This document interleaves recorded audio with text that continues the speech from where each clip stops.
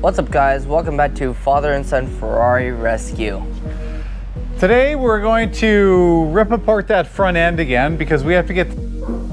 Hey, we had to delay the start of this video to mention that the dates that you're about to hear are totally wrong. We had to delay about 35 to 45 days in the painting process due to budget restraints, but hope you enjoy the video. Let's get back to it. Thanks. This car ready for paint in March. I don't know if it's the beginning of March or the middle of March, but we got to hit this front end, get it torn apart and painted, put back together all before March. So let's hit it. Yep.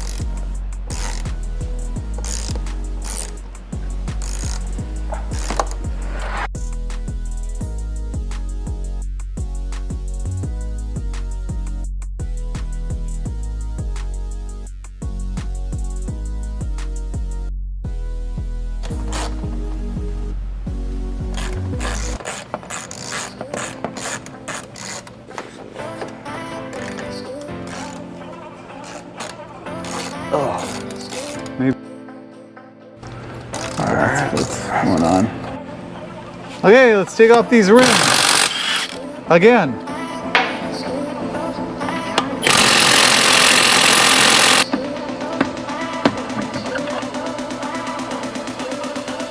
Are we allowed to see dogs? Look at that. I'm a pro at this.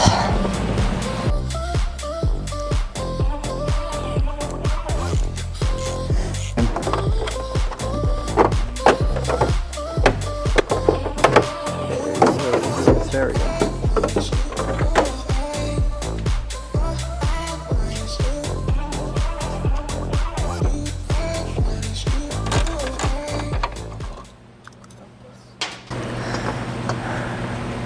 I'm doing it, ladies and gentlemen. This is, I think, the last bolt or nut. I don't know. Bolt. Yep. So I currently have medical gloves. Examination gloves. There you go. All right. One more.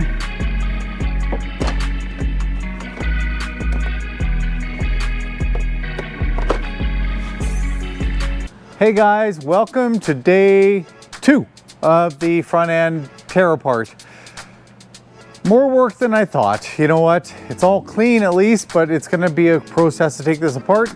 Dominic's down at the house doing some schoolwork, so it's only me. I'm gonna guess this project will probably take more than a week to get torn apart and maybe prepped for paint. It's just full-time job still, not a full-time YouTuber. So let's get to it.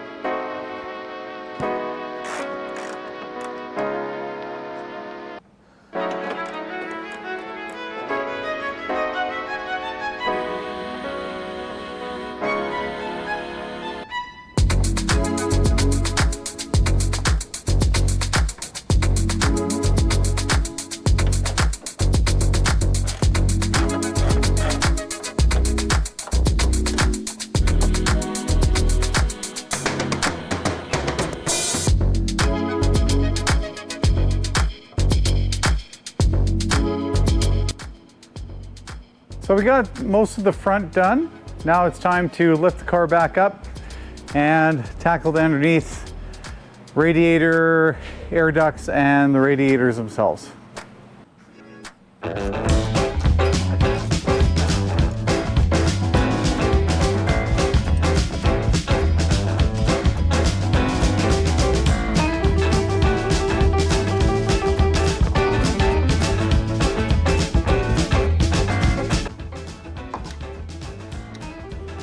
So this one I didn't know was exactly the same. It is a aftermarket piece. I could not get a Ferrari one at the start, but I did track one down, so I'm going to replace this one with a factory OEM air duct just to see if it fits any differently in the front of the bumper.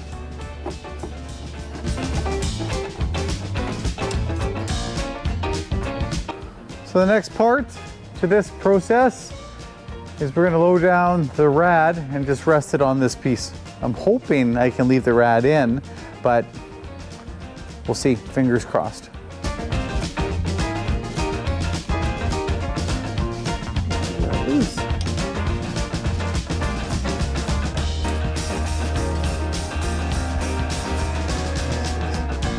Two pieces here. I am going to put the camera down because I want to be able to catch this just in case.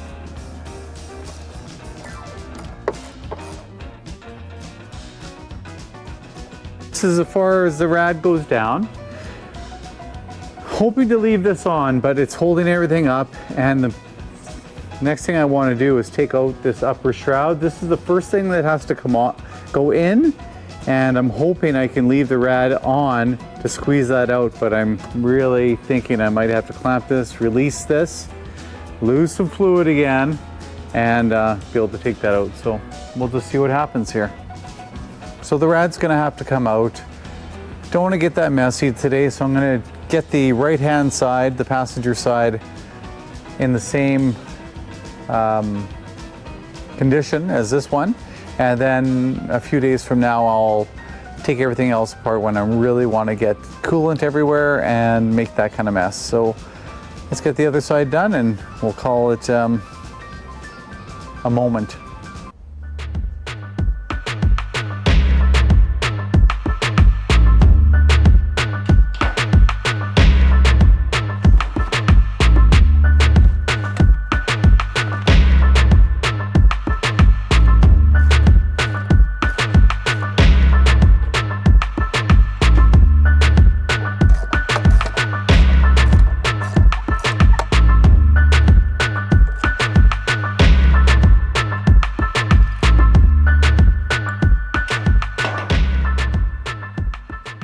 Welcome back to another day.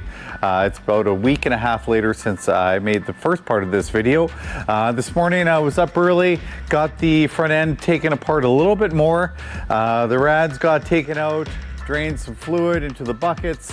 So putting the fenders back on, I'm going to really try and get things lined up. I think this one cage has to be cut and re-welded and repositioned into place. It's just a little bit low, too many spacers involved, so try and fix that. So with further ado, let's get at it.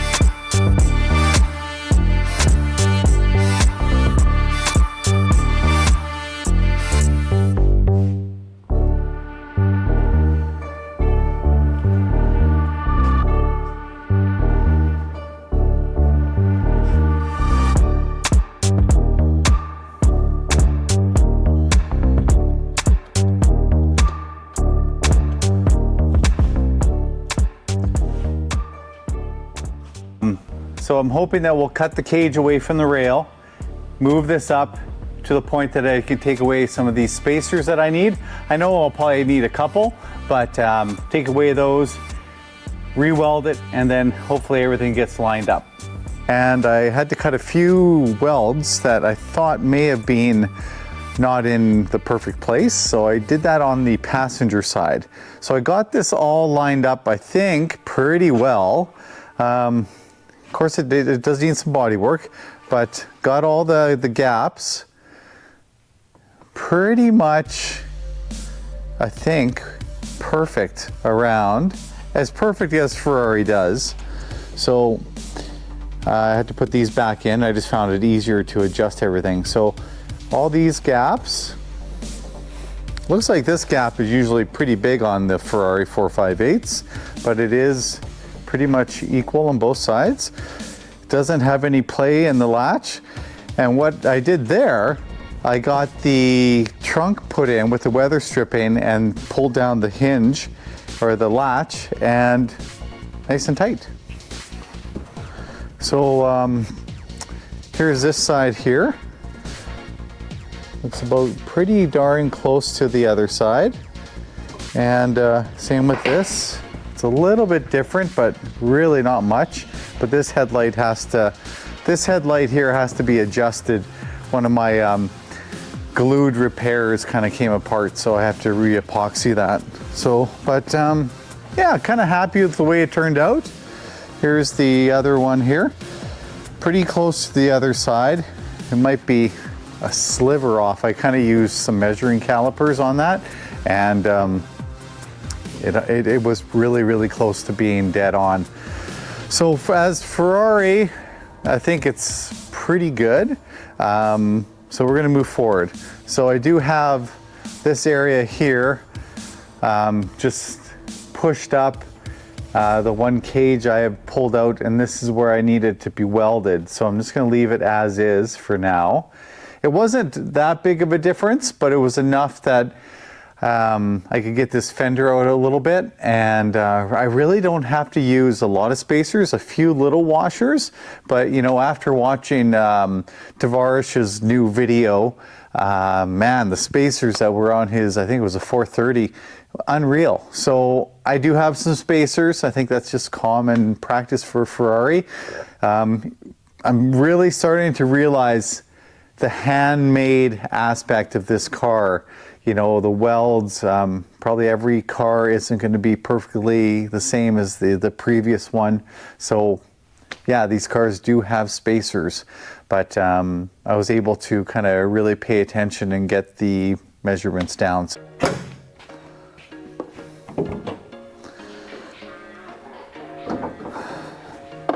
So, like I said, I put everything in here. This trunk and the weather stripping took away any freedom between the hood and this portion, and took away that little bit of free play that I was disgusted with.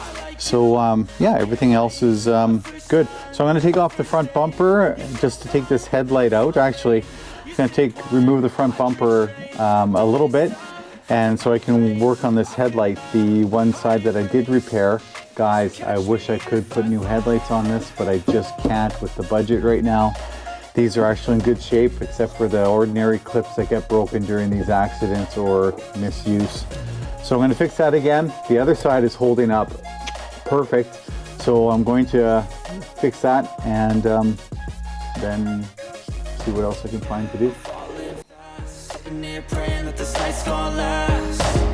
Got it all on tap. I'm loving your vibe, always have your back. We like all the same tracks. So after I'm done all this gluing, I'm going to organize the shop. It's getting a little hard to find tools, and just makes things just so much more difficult. So we had a lot of snow this past day, or 48 hours. I question why we live in Canada, or at least where we are. It's just so much bloody snow. I know Matt Armstrong deals with, well, I guess they get some snow, but rain all the time, and in England. But this snow stuff is getting old. Yeah.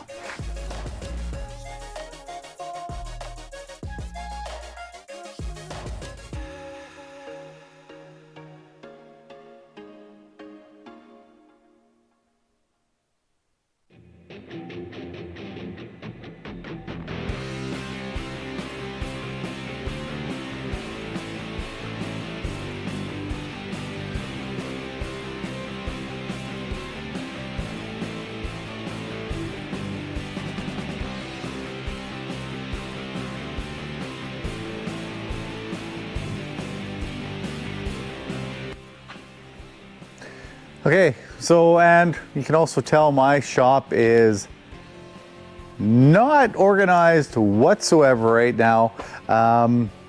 This past week, as you know, I have a company that I do a lot of work as a paramedic.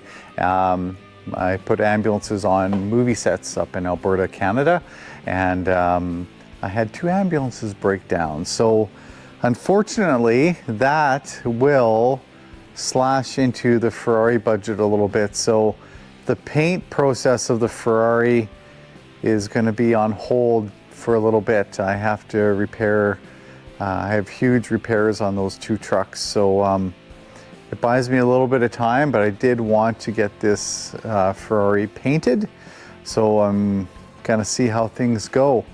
Sorry it's disappointing, but that's life as a small YouTube channel, as the budgets come and go. So in the meantime, we'll just keep plugging away with the small little things that we do have. Good news, I did order the parts from Euro Spares. Man, they are great to deal with. Also, Fur Parts is great to deal with. Euro Spares, I just found the prices are really good for new product. So I got an airbag computer, hopefully coming, brand new one. So hopefully that fixes that airbag issues. Got a lot of little screws and nuts and bolts that I want to keep original. What else did I get? Oh, an owner's manual. It wasn't for this year of vehicle, but they don't make them. The Ferrari Spider, they just make a manual that covers all those years. So which will be nice. I also got a battery charger. I didn't go with the Ferrari one because I do have an anti-gravity battery. So I needed a charger that would do lithium. So I got one from a company called Juice My Ride.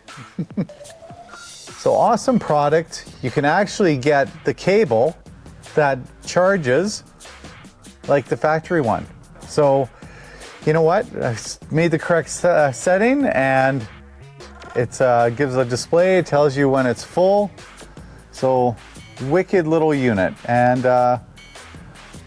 not bad cost. I think it was $300 or something like that. So it's keeping my battery charged up, and nice quick click in just like the factory. So thumbs up to that company, wicked product. And I did buy hasn't arrived yet, the bag holder, the Ferrari quick charger bag off eBay. Wasn't cheap, $100 or something like that, so it's not huge cost compared to many things of the Ferrari, but that should really put everything in the trunk when we're done. Should put everything into nice organized state. So I have the tool kit, I have the air inflator, I have the car cover, I have the manual now, I have the battery charger. So everything that anybody who looks for when you buy a car like this will have. So yeah, whoever gets this car after it's done will have everything that it should have.